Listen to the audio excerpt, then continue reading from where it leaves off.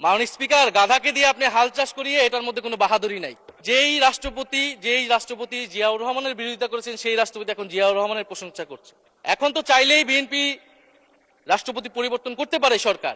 এভাবে বলেছিলাম যে এই রাষ্ট্রপতির অপসারণ প্রয়োজন, তাকে গ্রেফতার করা প্রয়োজন।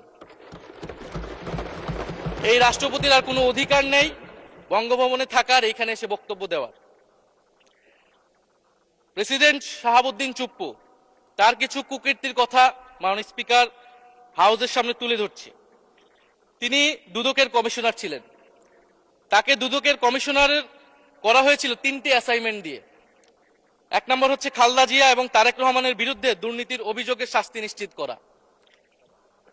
2 নম্বর পদ্মা সেতুর দুর্নীতির অভিযোগ থেকে আওয়ামী লীগকে ক্লিন শিট দেওয়া। 3 নম্বর ফখরুদ্দিন মঈনুদ্দিন সরকারের সময় শেখ হাসিনা সহ আওয়ামী লীগ নেতাদের বিরুদ্ধে হওয়া দুর্নীতির মামলাগুলোকে বাতিল করে দেওয়া।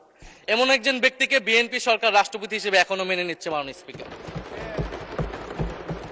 আরেকটি ঘটনা বলি, 2009 সালে শেখ হাসিনার ক্যাঙ্গারু আদালতের নির্দেশে এই শাহাবুদ্দিন চুপ্পুর নেতৃত্বে 3 সদস্যের judicial inquiry commission on minority torture in 2001 করেছিল শেখ হাসিনার ক্যাঙ্গারু কোর্ট। এই প্রতিবেদন অনুসারে বিএনপির 26,000 বিএনপির নেতাকর্মীকে 2001 সালে ক্ষমতায় এসে কয়েক হাজার হিন্দুকে তারা হত্যা করেছে, এজন্য দায়ী করা হয়েছিল মাননীয় স্পিকার। এবং আওয়ামী লীগ এই রিপোর্ট দেশে বিদেশে এই রিপোর্ট ফেরি করে তারা নিজেদের এখানে ক্ষমতায় থাকাটাকে পাকাপোক্ত করেছিল। মাননীয় স্পিকার, এই রাষ্ট্রপতি চুপ্পু এস আলমের হাতে ইসলামী ব্যাংকে তুলে দেওয়ার কারিগর, 2 কোটি আমানতকারীকে পথে বসিয়েছিল। এবং জুলাই গণহত্যার সময় তার ভূমিকা, ফ্যাসিবাদের সাথে তার সংশ্লিষ্টতা সবকিছু আমরা জানি। আমাদের দুর্ভাগ্য, এই দুর্নীতিবাজ, অপদার্থ, মিথ্যুক, গণহত্যার দোষর এখনো বাংলাদেশের রাষ্ট্রপতি। একটা আলোচনা কয়েকবার এসেছে যে রাষ্ট্রপতির অধীনে কেন শপথ নিয়েছি আমরা বলতে এখানে ব্যক্তিগতভাবে আমার কথাই বলেছে, কারণ আমি এখানে শপথ নিয়েছিলাম। তো মাননীয় স্পিকার, সেই সময় প্রেক্ষাপট আর এখনকার প্রেক্ষাপট কি এক? জুলাই গণ অভ্যুত্থানের পরে 5ই আগস্টের পরে আমাদের সামনে 2টা অপশন ছিল। আমরা বলেছিলাম জাতীয় সরকার করতে হবে, সেই জাতীয় সরকারের প্রস্তাব বিএনপি নাকচ করে দিয়েছে। আমাদের সামনে আরেকটা অপশন ছিল ক্ষমতা আর্মির হাতে তুলে দেওয়া। যদি আমরা সেই দিকে আগাতাম আজকে তারা এখানে বসতে পারতেন কিনা মাননীয় স্পিকার সেটা সন্দেহ আছে।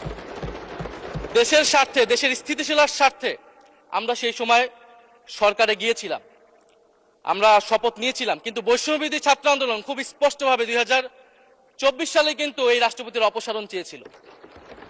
সেই সময় সাংবিধানিক ধারাবাহিকতার কথা বলে রাষ্ট্রপতির পক্ষে অবস্থান নিয়েছিল বিএনপির মহাসচিব মির্জা ফখরুল আলমগীর সাহেব, তিনি নিজেই কথা বলেছিলেন।